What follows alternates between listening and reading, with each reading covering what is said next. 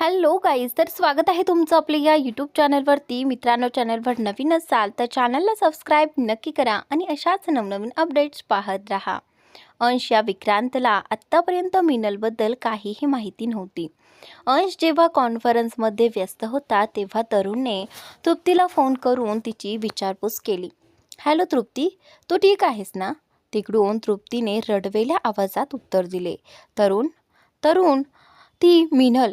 तरुण बेबी, मिनल आणि बाळाची अवस्था ठीक नाही आहे. वाणीची अवस्था खूपच वाईट आहे. तरुण, खूप वाईट आहे तिची. आता जे काही करायचं आहे ते करा. यावेळी तिला अजिबात सोडू नका. ती माफीच्या लायकीची नाही. आम्ही मिनलला हॉस्पिटलमध्ये घेऊन जात आहोत. हे ऐकताच तरुणने फोन कट केला आणि अंशकडे पाहिलं. अंश आधीपासूनच खूप त्रस्त होता. सुरुवातीला 2 कारखान्यांना आग लागल्याची बातमी आली होती. त्यानंतर विवांच्या अटक वॉरंटची बातमी समोर आली होती आणि आता तर त्याच्या जीवापेक्षाही प्रिय असलेल्या पत्नीची आणि त्यांच्या होणाऱ्या बाळाची अवस्था गंभीर असल्याची बातमी मिळाली होती. तरुणला समजत नव्हतं की ही गोष्ट अंशला नेमकी कशी सांगावी. तेवढ्यात रुद्रांशची नजर तरुणवर गेली. तरुण फक्त असहाय्यपणे अंशकडे पाहत उभा होता. रुद्रांशने तरुणचा हात पकडत विचारलं, काय झालं? काय लपवत आहेस? मला सांग. तरुणच्या डोळ्यात अश्रू आले होते. तो म्हणाला, तृप्ती आणि नित्या भाभी मिनलला हॉस्पिटलमध्ये घेऊन गेल्या आहेत. तिची नेमकी अवस्था काय आहे हे हॉस्पिटलमध्ये गेल्यावरच कळेल. रुद्रांश म्हणाला, मी हॉस्पिटलला जातो, तू भावाला सांभाळ. मी तान्याला फोन करतो, ती डॉक्टरांना तयार ठेवेल. रुद्रांश तान्याला फोन करणार इतक्यात तान्याचाच अंशला फोन आला. तान्याला कारखान्यात काय घडले आणि विवांबद्दल काय झाले याची अजिबात कल्पना नव्हती. अंशच्या फोनवर तान्याचा कॉल येत असल्याचं पाहताच रुद्रांशने टेबलवर ठेवलेला अंशचा फोन पटकन हातात घेतला. रुद्रांशची ही कृती पाहून अंश म्हणाला, कॉल स्पीकरवर टाका.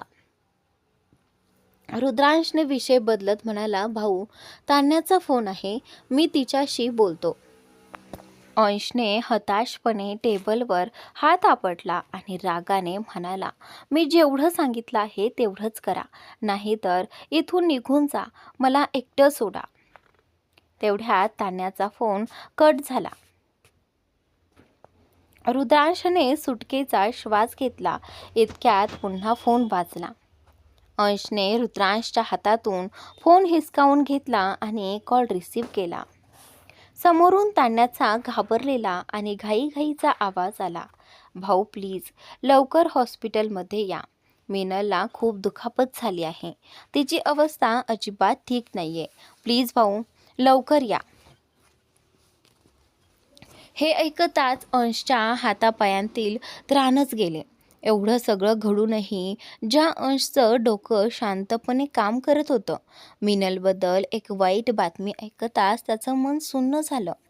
त्याला काही सुचत नव्हतं. यावेळी त्याच्या डोळ्यांसमोर फक्त मिनल आणि त्यांचं होणारं बाळ दिसत होतं. अंश शांतपणे खुर्चीवर बसत म्हणाला, रुद्र, विवांची परिस्थिती तू सांभाळू शकतोस. रुद्रांशने होकारार्थी मान हलवली.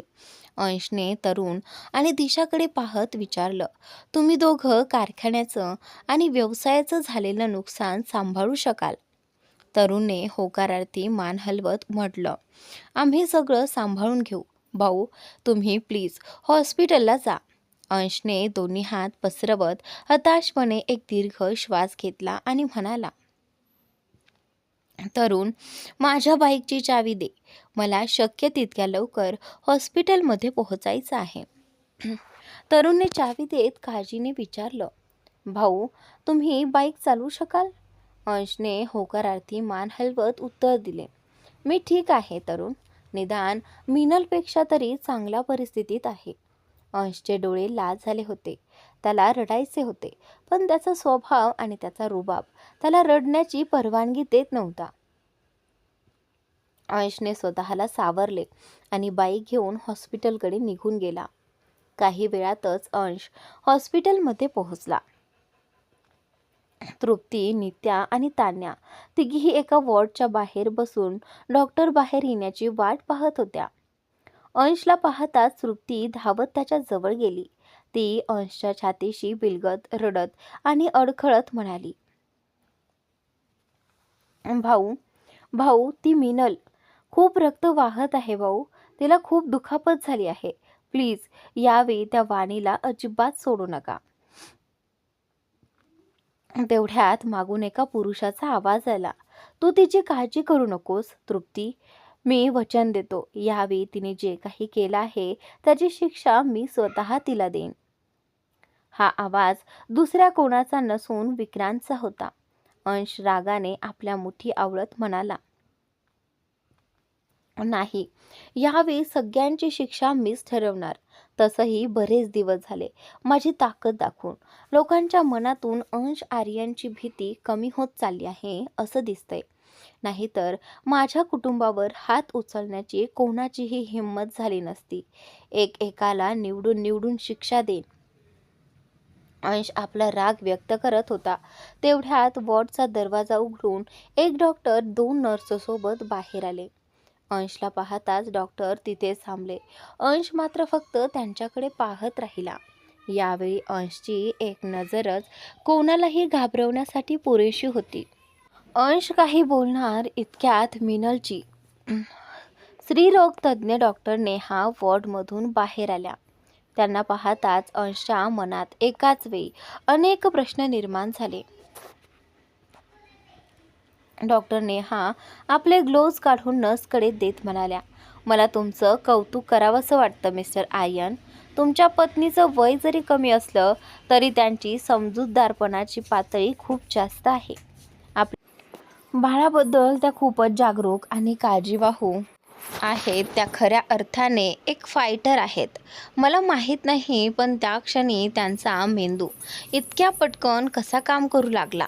मात्र खाली पडताना त्यांनी आपल्या पोटाला दोन्ही हातांनी झाकून घेतलं. त्यामुळेच आज तुमचं बाळ अजूनही त्यांच्या पोटात सुरक्षित आहे. त्यांना पूर्णपणे बेड रेस्टची गरज आहे. शक्य तितके जास्त दिवस, कमीत कमी 1 महिना तरी त्यांनी पूर्ण विश्रांती घ्यायला हवी. पडल्यामुळे त्यांच्या अंडाशयावर परिणाम झाला आहे. त्यामुळे सध्या त्यावर जास्त ताण देणं योग्य ठरणार नाही. 5वा महिना सुरू असल्यामुळे कदाचित काही अतिरिक्त काळजी घ्यावी लागेल. पण सुदैवाने बाळ पूर्णपणे ठीक आहे. काही किरकोळ समस्या आहेत ज्या औषधांनी बऱ्या होतील. बाकी मिसेस आर्यन यांच्या शरीरावर किती दुखापती झाल्या आहेत हे तुम्ही डॉक्टर श्यामल यांना विचारू शकता. डॉक्टर नेहांच्या शेजारी उभे असलेले डॉक्टर श्यामल धीर करून म्हणाले, त्यांच्या चेहऱ्यावर आणि डोक्यावर बऱ्याच दुखापती झाल्या आहेत. पोटाला वाचवताना त्यांचं डोकं आणि चेहरा जमिनीवर जोरात आपटला. नाकाच्या आणि मनगटाच्या छोट्या हाडाला थोडी दुखापत झाली आहे, जी काही दिवसात बरी होईल. बाकी तुम्ही त्यांना स्वतः पाहू शकता, डॉक्टर नेहा म्हणाल्या. औषधांमुळे सध्या त्या झोपेत आहेत. काही वेळात त्यांना शुद्ध येईल असं म्हणत दोन्ही डॉक्टर आणि नर्स तिथून निघून गेले. अंश तान्या आणि तृप्तीकडे पाहत म्हणाला, मिनल आणि बाळ दोघेही ठीक आहेत. ड्रायव्हर गाडी घेऊन येत आहेत. तुम्ही दोघी घरी जा. घरी सगळ्यांना सांभाळा. मी मिनलला काही वेळाने घरी घेऊन येतो. हे ऐकून तान्या अंशकडे पाहू लागली. अंश तान्याकडे पाहत म्हणाला, रुद्र विवानला शोधायला गेला आहे. या क्षणी यापेक्षा जास्त काही बोलण्याची माझ्यात ताकद नाही. तुम्ही दोघी स्वतःच तरुण आणि रुद्रशी बोलून घ्या. तान्या आणि तृप्ती एकदा मिनलला पाहण्यासाठी आतल्या खोलीत गेल्या. अंश नित्याकडे पाहत म्हणाला, थँक्यू मिसेस खुराना, मिनलला वेळेवर हॉस्पिटलमध्ये आणल्याबद्दल. नित्या होकारार्थी मान हलवत म्हणाली, मला माफ करा मिस्टर आर्यन. कुठेतरी या सगळ्यासाठी मीच जबाबदार आहे. मी वाणीला माफ केलं नसतं तर आज हे सगळं घडलंच नसतं. तिला माफ करण्याची शिक्षा आज मीनलला भोगावी लागत आहे. अंशने एक नजर विक्रांतकडे टाकली आणि म्हणाला, काळजी करू नका.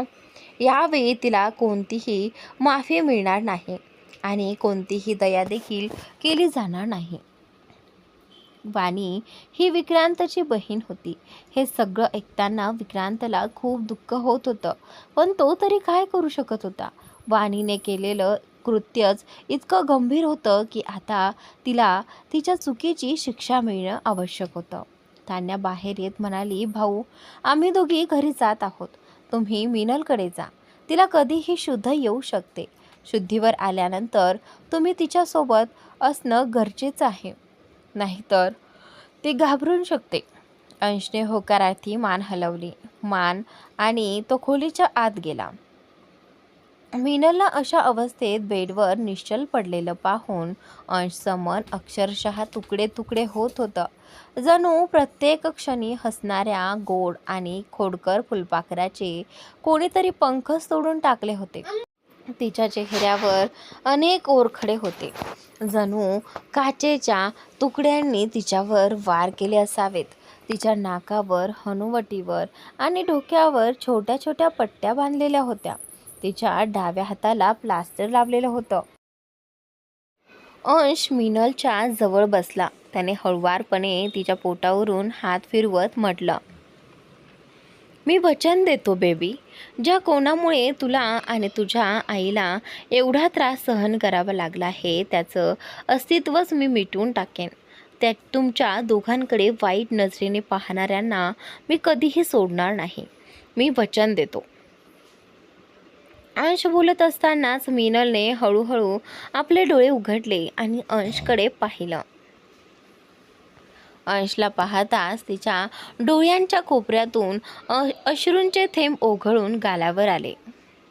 अंशने मीनलकडे पाहिलं तर ती फक्त त्याच्याकडेच पाहत होती. तिच्या डोळ्यातून वाहणारे अश्रू पुसत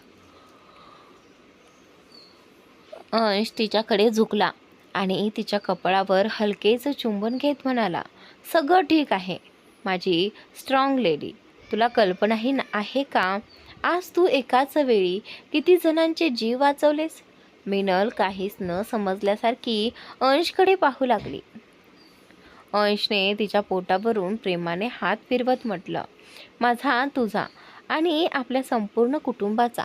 अंश बोलत असतानाच अचानक त्याला काहीतरी जाणवलं. त्याने पटकन आपला हात मागे घेतला. हे पाहून मीनल हलकसं हसत म्हणाली, राज, त्याला तुमचा स्पर्श जाणवतोय, किंवा असं म्हणूया सध्या त्याला माझ्यापेक्षा तुमचा स्पर्श जास्त जाणवतोय. असं म्हणत मीनलने होकारार्थी मान हलवली. अंशने पुन्हा एकदा अतिशय हळुवारपणे आपला हात मीनलच्या पोटावर ठेवला. यावेळी त्याला बाळाची हालचाल स्पष्टपणे जाणवली. अंशच्या डोळ्यात आनंदाश्रू दाटून आले आणि तो आनंदाने रडू लागला. कित्येक वेळापासून त्याच्या डोळ्यात थांबलेले अश्रू अखेर स्वतःला रोखू शकले नाहीत आणि त्याच्या गालांवरून ओघळू लागले. मीनल अंशला असं रडताना पाहून उठण्याचा प्रयत्न करू लागली. अंशने तिच्या खांद्यांना धरून तिला पुन्हा बेडवर झोपवलं आणि तिच्या गळ्यात चेहरा लपवत तो म्हणाला, आज कित्येक वर्षानंतर स्वतःला हरल्यासारखं वाटतंय. सगळं काही डोळ्यांसमोर विखुरत चाललंय. अंशचं बोलणं पूर्ण होण्याआधीच मीनल म्हणाली, एका शायरने म्हटलं होतं, आयुष्यात काही वेदना असायलाच हव्यात जनाब, त्यामुळे आपण जिवंत असल्याची जाणीव कायम राहते. तिचं बोलणं ऐकून अंशने मान वर केली आणि तो तिच्याकडे पाहू लागला. मीनलने होकारार्थी मान हलवत म्हटलं, तुम्हाला माहिती आहे का, सिंह शिकार का करतो? जंगलात आपली दहशत कायम ठेवण्यासाठी. वेळोवेळी जंगलातल्या मूर्खांना हे आठवण करून देण्यासाठी की या जंगलाच्या राजाला राजा का म्हणतात. कदाचित हीच ती वेळ आहे. अंश मीनलच्या डोळ्यात पाहत म्हणाला, माझ्या अडचणींना तू साहसाचं नाव देत आहेस, बटरफ्लाय, मीनल दात खात म्हणाली.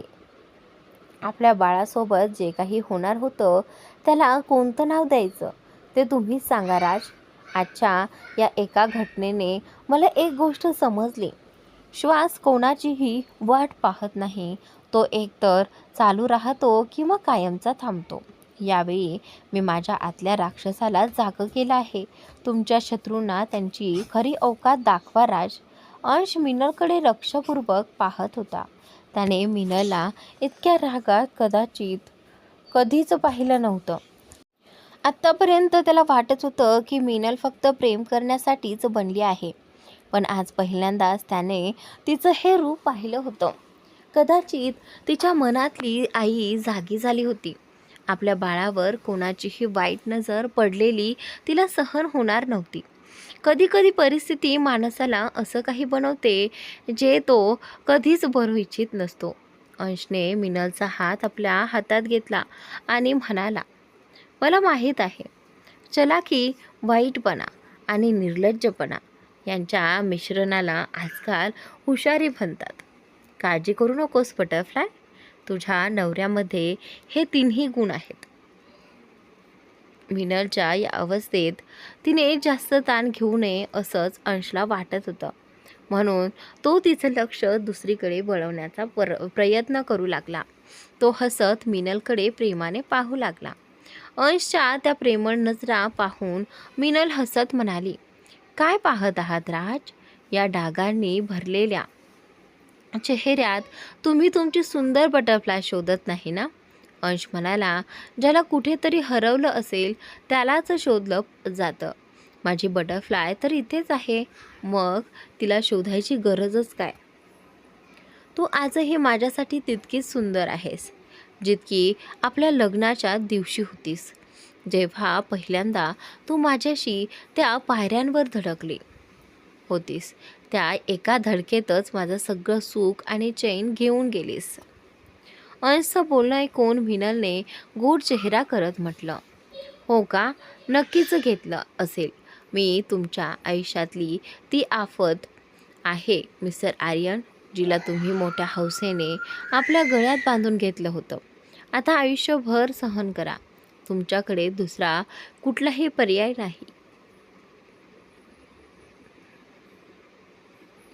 अंशने हळूच मीनलच्या ओठांना आपल्या ओठांनी स्पर्श करत म्हटलं, दुसरा पर्याय हवाच कोणाला बटरफ्लाय? या गोंगाटाने भरलेल्या जगात माझ्यासाठी तूच एकमेव शांतता आहेस. माझ्या आयुष्यातला सर्वात सुंदर भाग आहेस तू. आणि आज तर तू माझी सर्वात मोठी ताकदही बनली आहेस.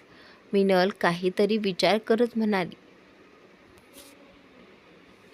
राज, मला घरी जायचं आहे. मला इथे अजिबात बरं वाटत नाहीये. अंशने होकारार्थी मान हलवली. दुसरीकडे अलिशाच्या पेंट हाऊसमध्ये एक मुलगा हॉलमध्ये ठेवलेलं सगळं सामान इकडे तिकडे फेकत ओरडत होता. त्याला आपल्या घरात अशा प्रकारे ओरडताना पाहून अलिशाने आपली व्हीलचेअर हॉलच्या दिशेने नेत विचारलं, ईशान, तू वेडा झाला आहेस का? अलिशाला पाहताच ईशानने रागाच्या भरात एक मोठी शोपीस काचेच्या टेबलावर आपटली आणि तो ओरडला, हो, वेडा झालोय. आणि माझ्या या वेडेपणाला जबाबदार तुम्हीच आहात. तुम्ही. काचेचं टेबल तुकडे तुकडे होऊन जमिनीवर विखुरलं. अलिशाने आपले कान बंद केले. अलिशा दात खात म्हणाली, जिच्यासाठी तू हे सगळं वेडेपणा करत आहेस ती दुसऱ्या कोणाच्या मुलाला जन्म देणार होती. हे सगळं मी तुझ्यासाठी केलं आहे. अलिशाचं बोलणं पूर्ण होण्याआधीच ईशान पुन्हा खोटं, हे सगळं तुम्ही माझ्यासाठी नाही तर स्वतःसाठी करत होतात. तुम्ही मान्य करा किंवा नका करू, पण कुठेतरी तुम्ही मीनलचा द्वेष करू लागला आहात. हे सगळं तुम्ही माझ्यासाठी नाही तर स्वतःचं समाधान करण्यासाठी केलं आहे. ती निर्दोष होती दी. मला समजत नाही या सगळ्यांमध्ये तिची काय चूक होती. ती का भरडली जात आहे? अलिशा दात खात म्हणाली, कारण ती अंश आर्यनची पत्नी आहे. मला हे मान्य नाही. ईशान पुन्हा ओरडत म्हणाला, बस आता खूप झालं. मी तुम्हाला स्पष्ट सांगतोय दी, मीनलला एक जरी खरचटलं तरी मी सगळं काही उद्ध्वस्त करून टाकेन. एक गोष्ट लक्षात ठेवा, माझं आणि तुमचं प्रेम करण्याचं पद्धत पूर्णपणे वेगळी आहे. मी तुमची साथ देतोय याचा अर्थ तुम्ही योग्य आहात असं अजिबात नाही. मी फक्त यासाठी तुमची साथ देतोय कारण तुम्ही माझी बहीण आहात. तुमच्यासोबत जे काही चुकीचं झालं त्याचा बदला आम्ही अंश आर्यनकडून घेत होतो, मीनल आणि तिच्या होणाऱ्या बाळाकडून नाही. तुमच्यासोबत जे काही चुकीचं झालं ते ऐकल्यानंतर मी तुमची साथ देत आहे. पण विचार करा, अंशला जर त्याच्या पत्नी आणि होणाऱ्या बाळासोबत काही चुकीचं झालं हे समजलं तर तो काय करू शकतो. असं बोलून ईशान जोरजोराने श्वास घेत धापा टाकत तिथून निघून गेला. ईशान जाताच अलिशाने खुर्चीच्या हँडलवर आपल्या मुठी घट्ट आवळल्या आणि ती म्हणाली, अंश काय करायचं ते नंतर करेल ईशान, पण सध्या मला तुझ्यासोबत जे काही करायचं आहे ते मी करणारच. माझ्या इतक्या वर्षाच्या मेहनतीला आणि प्रयत्नांना मी तुझ्यासारख्या मूर्खामुळे एखाद्या मुलीसाठी वाया जाऊ देणार नाही. अंश मीनलला घेऊन घरी परतला. मीनलची अवस्था पाहून सगळ्यांनाच खूप वाईट वाटलं, पण एवढ्या त्रासातही तिच्या चेहऱ्यावर आलेलं छोटंसं हसू घरातील प्रत्येकाला धीर देण्यासाठी पुरेसं होतं, सुरक्षित होतं. मीनल आणि बाळ दोघेही सुरक्षित होते. कुटुंबासाठी हे एखाद्या चमत्कारापेक्षा कमी नव्हतं. अंशने मीनलला बेडवर झोपवत म्हटलं, आता जोपर्यंत मी सांगत नाही तोपर्यंत हे बेडच तुझं पूर्ण घर आहे. तेवढ्यात दरवाजावर टकटक झाली आणि स्मिताजी आत आल्या.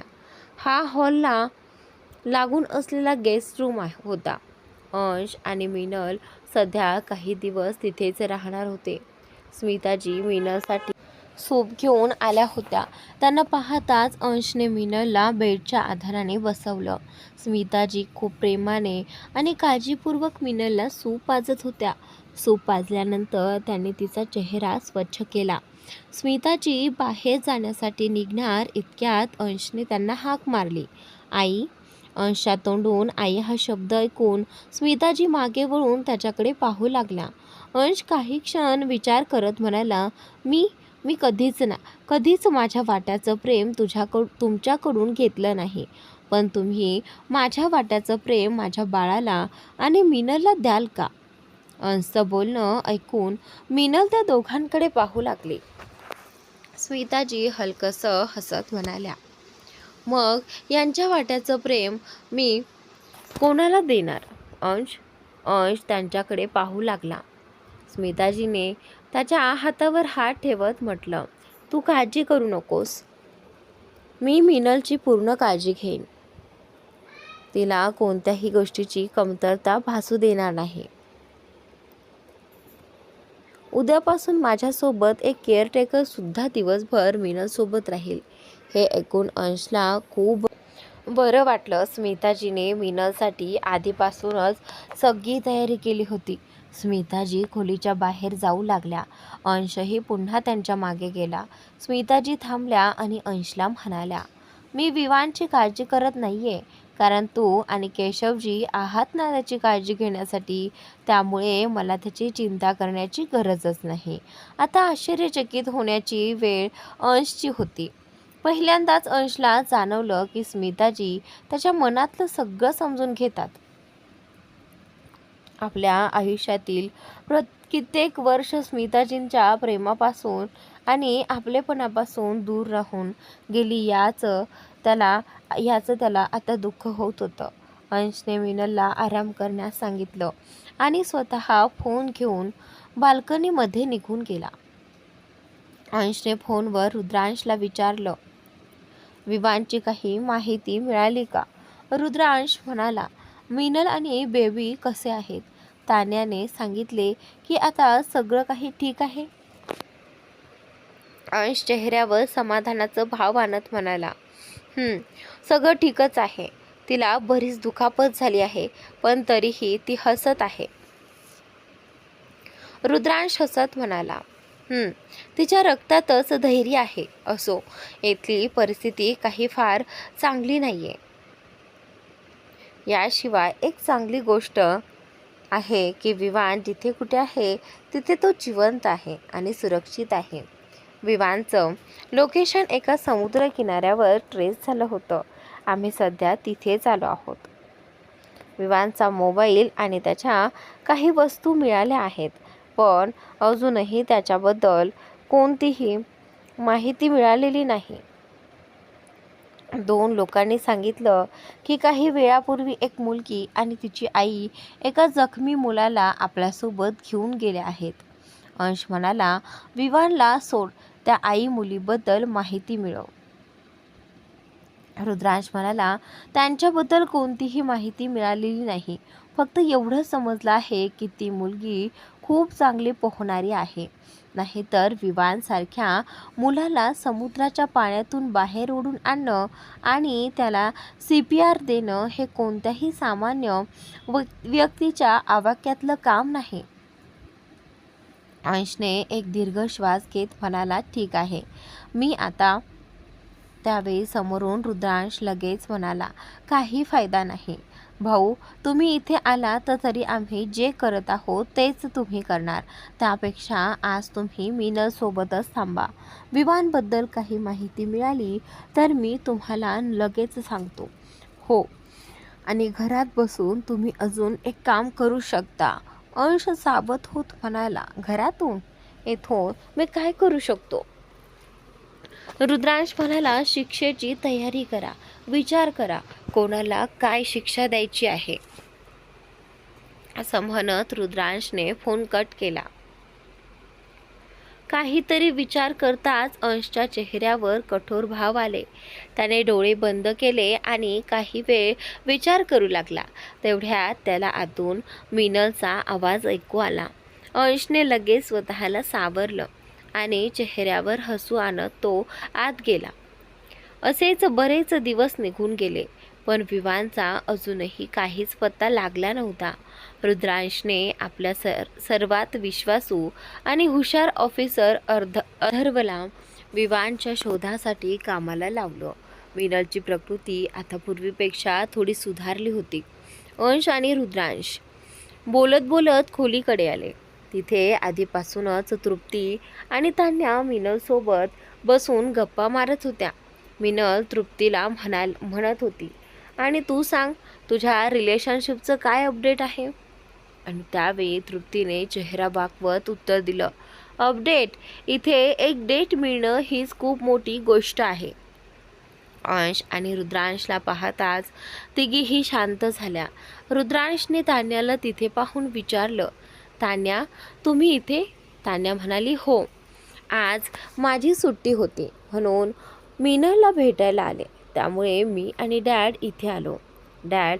हे ऐकून अंशने विचारलं, रंजन अंकलही आले आहेत? तान्याने होकारार्थी मान हलवली. रुद्रांश काहीतरी विचार करत म्हणाला, तुम्ही तिघी गप्पा मारा, आम्ही थोडं बाहेर जातो. अंशने मीनलच्या पोटावर प्रेमाने हात ठेवला आणि तिच्या डोक्यावर हलकं चुंबन घेत म्हणाला, स्वतःची काळजी घे, मला यायला थोडा वेळ लागेल. मीनलने हसत होकारार्थी मान हलवली. अंशकडे पाहिल्यानंतर रुद्रांशने तान्याला मागून मिठी मारली आणि तिच्या गालावर हलकं चुंबन घेत म्हणाला, संध्याकाळी भेटू. रुद्रांशने असं करताच तान्याच्या हृदयाची धडधड वाढली. ती लगेच मीनल आणि तृप्तीकडे पाहू लागली. त्या दोघीही तिच्याकडेच पाहत होत्या. तान्याने वातावरण सामान्य करण्यासाठी आपल्या गालावर हात फिरवत चिडून म्हटलं, कुठले जनावर आहात तुम्ही? काही वेळानंतर अंश आपल्या फार्म हाऊसवर पोहोचला.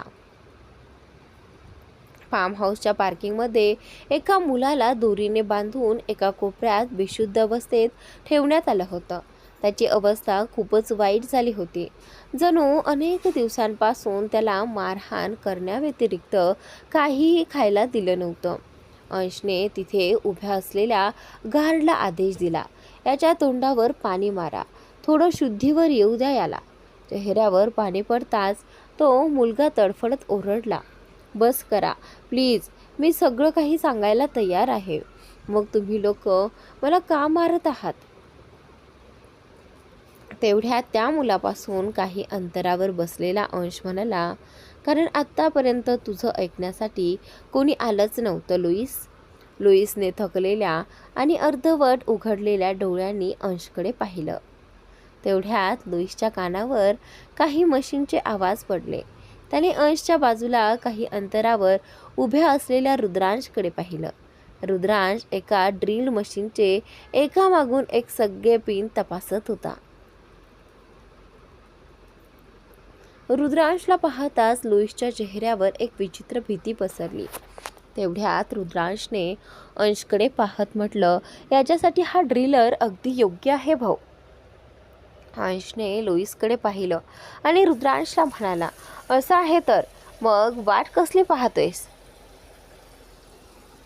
कोणीतरी जबरदस्ती केली होती, पण शेवटी तिला धक्का वाणीनेच दिला ना सर. रुद्रांश हातात ड्रिल मशीन घेऊन लुईसच्या दिशेने पुढे जात म्हणाला. आणि विवांचं त्याच्यासोबत काय केलं? लुईस काही बोलण्याआधीच अंश त्याला मध्येच थांबवत म्हणाला, विचार करून बोल लुईस, कारण वाणीने तुझी सगळी पोलखोल आधीच केली आहे आणि हा माझा तुला शेवटचा प्रश्न असेल. यानंतर मी तुला कायमचा मोकळा करीन. लुईस काहीतरी विचार करत रुद्रांशची पुढे येणारी पावलं पाहत म्हणाला, त्याच्यासोबत जे काही झालं ते मी कोणाच्या तरी सांगण्यावरून केलं. माझा भाऊ त्या बाईच्या ताब्यात कैद आहे. बाई हा शब्द ऐकून रुद्रांश आणि अंश एकमेकांकडे पाहू लागले. लुईस पुढे म्हणाला, मित्राच्या नावाखाली कलंक आहे तो ईशान मेहरा. मला पूर्ण खात्री आहे की या सगळ्यामागे त्या ईशानचा नक्कीच हात आहे. नाहीतर तो असताना त्याच्या भावाला आणि त्याच्या मित्रांना कोणी हात लावूच शकत नाही. पहा, मला यापेक्षा जास्त काहीही माहीत नाही. माझं फक्त त्या बाईशी फोनवर बोलणं व्हायचं. प्लीज आता मला जाऊ द्या. मला यापेक्षा जास्त काहीही माहीत नाही. रुद्रांशने चेहरा वाकवत होकारार्थी मान हलवली आणि म्हणाला, बघ लुईस, ती कोणीही असो, ती तुझ्या भावाला अजिबात सोडणार नाही. रुद्रांशचं वाक्य पूर्ण करत अंश म्हणाला, आणि आम्हालाही हे अजिबात नकोय की तू तुझ्या भावापासून जास्त दिवस दूर राहावंस. असं म्हणत अंशने एकामागून एक 5 गोळ्या लुईसच्या शरीरात झाडल्या. रुद्रांश लुईसच्या अगदी समोर उभा होता, त्यामुळे लुईसच्या रक्ताचे काही थेंब त्याच्या कपड्यांवर उडाले. अंशने डोळ्यावर गॉगल चढवले आणि तिथे उभ्या असलेल्या गुंडांकडे पाहत म्हणाला, याचं शरीर तिथे फेकून या जिथून विवान गायब झाला होता. असं म्हणत अंशने रुद्रांशला सोबत येण्याचा इशारा केला आणि तिथून निघून गेला. रुद्रांश त्याच्या मागे येत म्हणाला, काय भाऊ, मोठ्या मुश्किलीने तुमची बहीण मला एक सामान्य माणूस समजू लागली आहे. आता हे रक्ताचे डाग पाहून ती मला पुन्हा माफिया किंवा डॉन समजायला लागली तर? अंशने एक नजर रुद्रांशच्या चेहऱ्यावर टाकली आणि म्हणाला, तू स्वतःची जी अवस्था करून ठेवली आहेस ना, मला भीती वाटते की ती तुला गल्लीचा टवाळ गुंड समजेल. आधी तुझा हा अवतार ठीक कर. गेल्या काही दिवसांपासून रुद्रांश इतका व्यस्त होता की त्याला केस कापण्यासाठी आणि दाढी करण्यासाठी सुद्धा वेळ मिळाला नव्हता. रुद्रांशने कारच्या आरशात स्वतःचा चेहरा पाहिला आणि तो हसला. रस्त्यात रुद्रांशने अंशला विचारलं, तसं तुमचं वाणीशी कधी बोलणं झालं? अंश समोर पाहत म्हणाला, झालं नाही, होईल आत्ताच. रुद्रांशने गोंधळलेल्या नजरेने अंशकडे पाहत विचारलं, म्हणजे तुम्ही खोटं बोललात? अंशने होकारार्थी मान हलवत म्हटलं, ती म्हण ऐकली नाहीस का? तू बाहेर काढायचं असेल तर कधी कधी बोट वाकडं करावं लागतं. असं बोलता बोलता दोघेही खुराना हाऊसमध्ये पोहोचले. खुराना हाऊसमध्ये वाणी आज अनेक दिवसानंतर पुन्हा घरी परतली होती. विक्रांत, नित्या आणि नीतूजी शांतपणे उभे होते. आणि मिस्टर खुराना यांच्याकडे पाहत होते. मिस्टर खुराना वाणीवर ओरडत म्हणाले, तुझी इथे परत येण्याची हिंमत तरी कशी झाली? वाणी घाबरलेल्या आवाजात म्हणाली, डॅड प्लीज, एकदा तरी माझं म्हणणं ऐकून घ्या. माझ्याकडे दुसरा कोणताही पर्याय नाही. नीतूजी वाणीचं बोलणं पूर्ण होण्याआधीच म्हणाल्या, तुझं म्हणणं ऐकायचं? आता तुझ्याकडे बोलण्यासाठी आणि आमच्याकडे ऐकण्यासाठी आणखी काही शिल्लक राहिलं आहे का? तो आमच्या आयुष्यातील सर्वात मोठी खंत आहेस वाणी. वाणी धावत नित्याजवळ गेले आणि तिचा हात पकडत म्हणाली, प्लीज भाभी, तुम्ही तरी मला समजून घ्या ना. फक्त एकदा माझं शेवटचं म्हणणं ऐकून घ्या. नित्या वाणीपासून आपला हात सोडवत म्हणाली, तू तू तुझी शेवटची संधी गमावली आहेस वाणी. माझं चाललं असतं तर मी स्वतः तुला तुझ्या केलेल्या कृत्याची शिक्षा दिली असती. माझ्या डोळ्यांसमोर तू मीनासोबत जे काही केलंस त्यानंतरही तुला माझ्याकडून माफीची अपेक्षा आहे. आणि त्यावेळी मिस्टर खुराना वाणीचा हात पकडून तिला नित्यापासून दूर करत म्हणाले, विक्रांत, पोलिसांना फोन कर आणि सांग की आपल्या घरात एक गुन्हेगार घुसला आहे. त्यांना बोलावून हिला अटक करून घेऊन जाऊ दे. खरं सांगायचं तर वाणी, मला आठवत नाही, पण आम्ही नक्कीच मागच्या जन्मी काहीतरी पाप केलं असणार, म्हणून तू आमच्या कुटुंबाचा भाग बनून आमच्या आयुष्यात आलीस. वाणी डोळ्यात अश्रू घेऊन फक्त सर्वांकडे पाहत राहिली.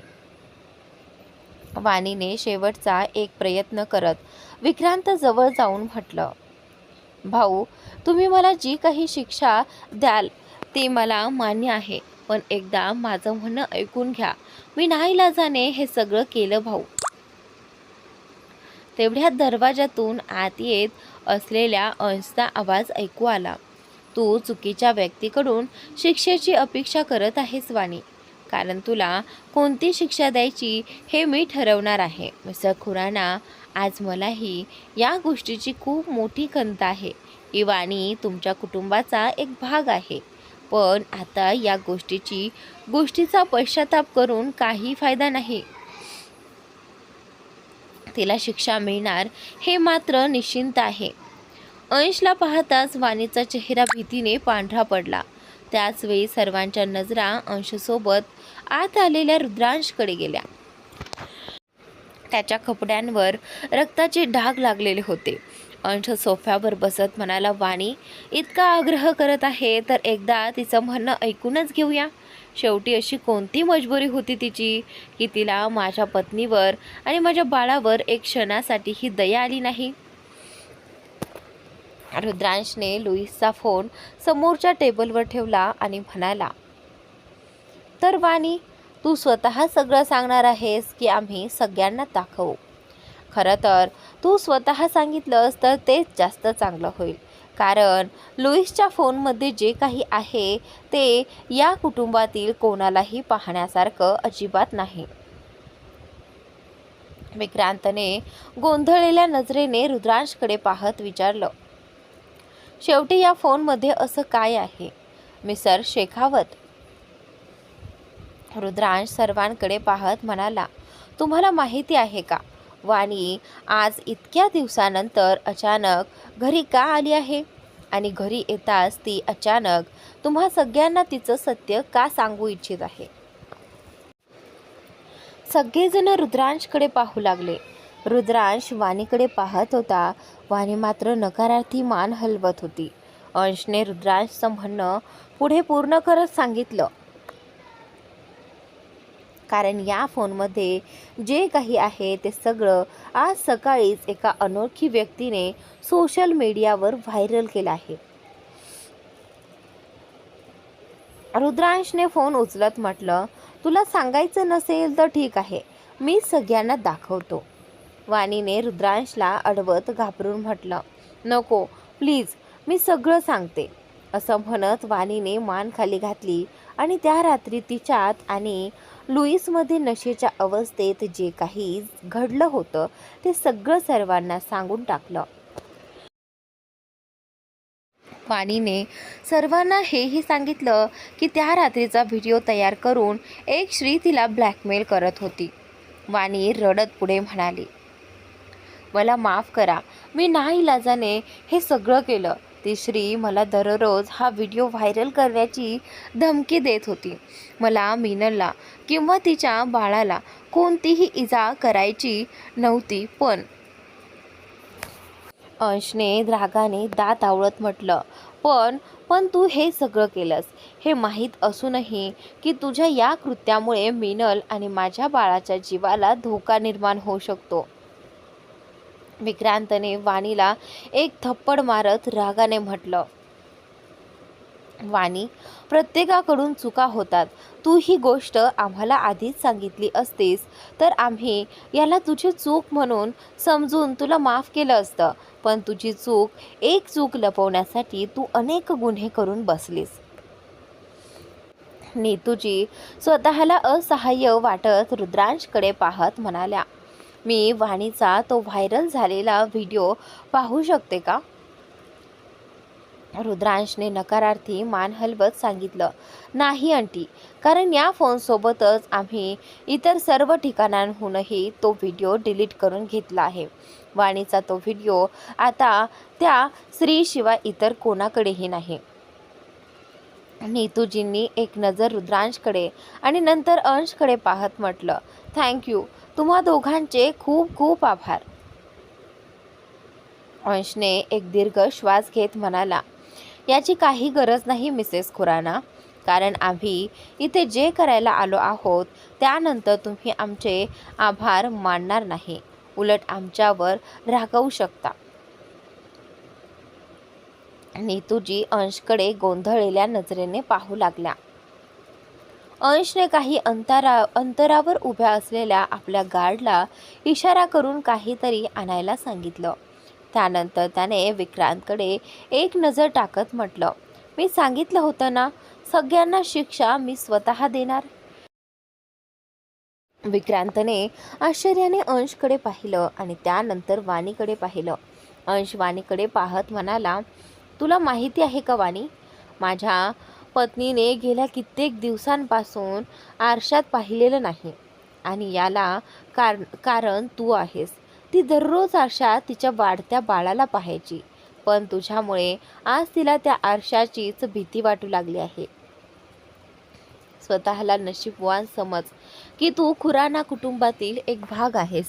या कुटुंबातील लोकांच्या कर्मामुळे आज तुला तुझ्या शिक्षेचा फक्त 10% भागच भोगावा लागत आहे. नाहीतर मी तुझ्यासोबत काय केलं असतं याची तू कल्पनाही करू शकत नाहीस. असं म्हणत अंशने आपल्या गार्डला काहीतरी इशारा केला. गार्डला आपल्याकडे येताना पाहून वाणी घाबरली आणि हळूहळू आपली पावलं मागे घेऊ लागली. रुद्रांश विक्रांतला विचारतो, मिस्टर खुराना, तुमच्या टेरेसवरून गार्डन दिसतं का? विक्रांत गोंधळून रुद्रांशकडे पाहत म्हणतो,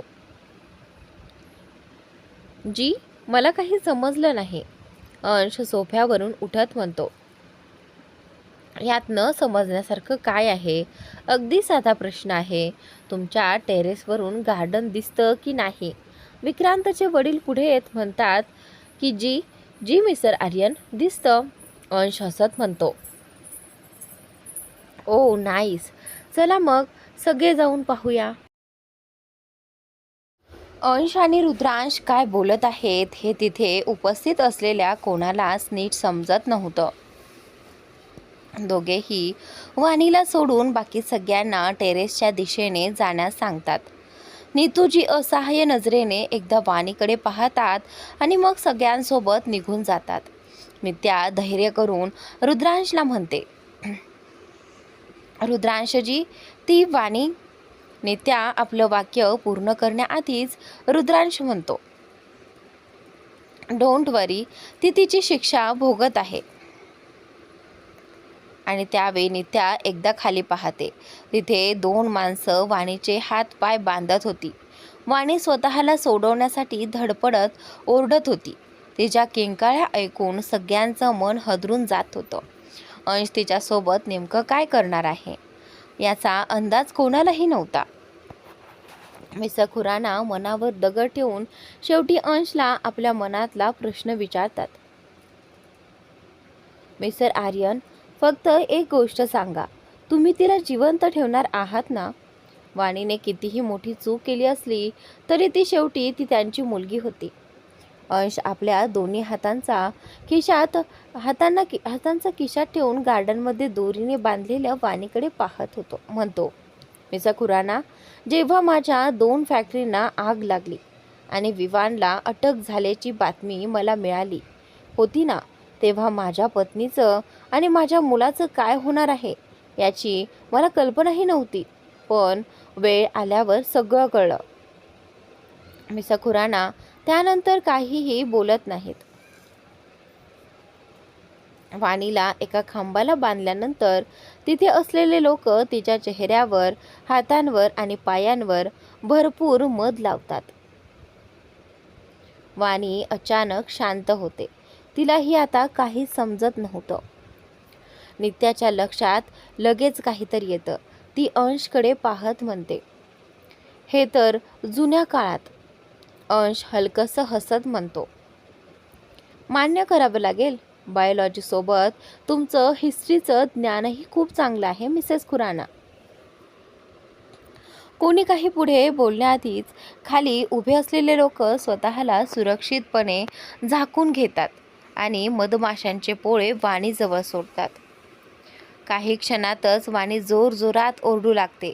तिच्या किंकाळ्या ऐकून तिथे उपस्थित असलेल्या प्रत्येकाचं मन हादरून जातं. नीतूजी आपला चेहरा दुसरीकडे वळवतात तर मिस्टर खुराना हतबल होऊन डोळे बंद करून घेतात. नित्या आपला चेहरा विक्रांतच्या छातीमध्ये लपवते आणि रडत रडत हुंदके देऊ लागते. आत्तापर्यंत फक्त विक्रांतचं धैर्य एकवटून वाणीकडे पाहत होता. वाणी ओरडता ओरडता पूर्णपणे थकून जाते. नीतूजींकडून आता आणखी सहन होत नाही. त्या अंशसमोर हात जोडून म्हणतात, बस करा प्लीज, आता माझ्याकडून हे आणखी पाहिलं जाणार नाही. Please please. अंश एका हाताने नीतूजींचे जोडलेले हात पकडतो आणि दुसऱ्या हाताने कोणाला तरी फोन करून म्हणतो, हे सगळं बंद करा. नीतूजी ओलावलेल्या डोळ्यांनी अंशकडे पाहतात आणि त्यानंतर अंश नीतूजींकडे पाहत म्हणतो, मी खूप क्रूर आहे मिसेस खुराना, पण माझ्या या स्वभावापुढेही मी हे विसरू शकत नाही की तुम्ही आणि विक्रांतने मिनलसाठी काय केलं आहे. तो पुढे म्हणतो, तुम्हाला माहिती आहे का, ज्या दिवशी मी वाणीला शिक्षा देण्याचा निर्णय घेतला होता त्या दिवशी मिनलने माझ्याकडे फक्त एकच विनंती केली होती की कोणत्याही परिस्थितीत मी तुम्हाला दुखावू नये. त्यामुळे वाणीची शिक्षा तुमच्या सहन करण्याच्या क्षमतेपुरतीच मर्यादित होती. नीतूजींना वाणीवर खूप राग येत होता. मिनल सोबत एवढं सगळं घडल्यानंतरही मिनल त्यांचा विचार करत होती. पण वाणीने एकदाही मिनलचा आणि तिच्या बाळाचा विचार केला नव्हता. रुद्रांश विक्रांतच्या खांद्यावर हात ठेवत म्हणतो, मिनल आणि बाळ सुरक्षित आहेत म्हणूनच वाणीचा जीव अजून वाचला आहे गाईज. हे सगळं आता स्पष्ट झालं आहे. आपण इथून निघूया. डॉक्टरसुद्धा खाली आले आहेत. चला. अंश नीतूजींना म्हणतो, तुमच्याकडे माझी फक्त एक विनंती आहे. मी वाणीच्या खोलीत सगळीकडे आरसे लावणार आहे. आशा आहे तुम्हाला त्याबद्दल काही अडचण नसेल. मला वाटतं तिने दररोज स्वतःला आरशात पाहावं आणि आपल्या केलेल्या कृत्याचा पश्चाताप करावा. नीतूजी होकारार्थी मान हलवतात. तिथून निघताना अंश मिस्टर खुराना आणि विक्रांतसमोर हात जोडून म्हणतो, हे मी प्रत्येकासमोर करत नाही. I am sorry. विक्रांत अंशच्या खांद्यावर हात ठेवत म्हणतो, डोंट बी. आम्हीच सॉरी म्हणायला हवं मिस्टर आर्यन, आणि थँक्यू वाणीला. आणि त्याच वेळी अंश हसत म्हणतो, असं बोलून तुम्ही तिची शिक्षा कमी दाखवत आहात.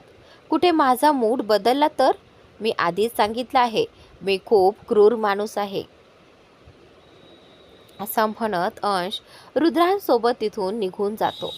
घरी अंश आणि रुद्रांश पोहोचतात. हॉलमध्ये बसलेल्या तान्याचे लक्ष रुद्रांशच्या कपड्यांवर उडालेल्या रक्ताच्या शिंतोड्यांकडे जाते. ती घाबरलेल्या चेहऱ्याने रुद्रांश जवळ येत म्हणते, तुम्हाला दुखापत झाली आहे का? अंश त्यांच्या बाजूने पुढे जात म्हणतो, खून करून आला आहे तुझा नवरा, याला काहीही दुखापत झालेली नाही. रुद्रांश अंशकडे आश्चर्याने पाहत राहतो. तान्या रुद्रांशकडे विचित्र नजरेने पाहू लागते. रुद्रांश तिचा हात हातात घेत तिला समजावत म्हणतो, जान, माझं म्हणणं ऐकून घे. पण तान्या त्याचा हात झटकून स्वतःच्या खोलीत पळत जाते. रुद्रांश तान्याच्या मागे जाताना सोफ्यावर बसलेल्या अंशकडे एक नजर टाकतो. अंश स्वतःशीच मंद मंद हसत असतो. रुद्रांश त्याच्या जवळून जात म्हणतो, हसा भाऊ, तुमचे चांगले दिवस सुरू आहेत, हसा. पण लक्षात ठेवा, प्रत्येकाच्या आयुष्यात एक दिवस वाईटही येतो. तान्या रुद्रांशवर नाराज होते. अंश तिला फोन करून सगळ्या गोष्टी समजावून सांगतो. तो तिला हेही सांगतो की लुईसला रुद्रांशने नाही तर स्वतः अंशने मारले आहे. त्यानंतर तो तिला लुईसला मारण्यामागचं कारणही सांगतो. रुद्रांश फ्रेश होऊन टॉवेल गुंडाळून बाथरूममधून बाहेर येतो. तान्या त्याच्याजवळ जाते आणि त्याच्या छातीला बिलगून म्हणते, आय एम सॉरी, पण रुद्र, तू कोणतंही चुकीचं काम करावंसं असं मला वाटत नाही. रुद्रांश चेहऱ्यावर कोणतेही भाव न आणता खुर्चीवर बसत म्हणतो, चुकीचं? जर मी त्याला स्वतः मारलं असतं ना तान्या, तरीही माझ्यासाठी ते चुकीचं काम नसतं. उद्या जर तुझ्यासोबतही मीनसोबत जे घडलं तसंच काही घडलं तर तुझा भाऊ सगळं माहीत असूनही शांत बसेल का? तो काहीच करणार नाही का? किंवा तुझ्या मुलाला इजा करणाऱ्या त्या माणसाला तू माफ करशील का? तान्या फक्त नजर वर करून रुद्रांशकडं पाहत राहते. रुद्रांश तिच्या डोळ्यात पाहत म्हणतो, मिनल माझी बहीण आहे तान्या. आज माझ्या हातून कोणाचा जीव गेला नसला तरी उद्याही माझ्या हातून कोणी मरणार नाही याची मी खात्री देऊ शकत नाही. मग माझं असं करणं तुला आवडो किंवा न आवडो. असं म्हणत रुद्रांश पुढे निघून जातो. तान्या मागून त्याला मिठी मारत म्हणते, सॉरी बोलले ना बाबा. यार, आपलं सगळंच किती विचित्र होत चाललंय. एकतर आपल्याला एकत्र वेळ घालवायला वेळच मिळत नाही आणि त्यात जो काही वेळ मिळतो त्या वेळेतही आपण भांडतच राहतो. रुद्रांश तिचा हात पकडून तिला स्वतःसमोर आणत म्हणतो, कधी कधी तर असं वाटतं की आपण लग्नाआधीच जास्त चांगले होतो. निदान एकमेकांना भेटण्याची एक ओढ तरी होती. तान्या रुद्रांशच्या डोळ्यात पाहत म्हणते, असं का बोलतोयस रुद्र? काय आता मी तुला आवडत नाही का? तान्याचं वाक्य पूर्ण होण्याआधीच रुद्रांश तिच्या ओठांवर प्रेमाने चुंबन घेतो आणि काही क्षणानंतर तो तिच्या कपाळाला आपलं कपाळ टेकवत खोल श्वास घेत म्हणतो, चुकून सुद्धा तुझ्या मनात असा विचार आणू नकोस. आपण कितीही भांडलो किंवा एकमेकावर रागवलं तरी माझं प्रेम आणि माझी पसंती नेहमीपासून फक्त तूच होतीस, तूच आहेस आणि तूच कायम राहशील. तर मित्रांनो, आजचा भाग इथेच संपतोय. पुढील भाग नक्की पहा आणि चॅनलला सबस्क्राईब नक्की करा.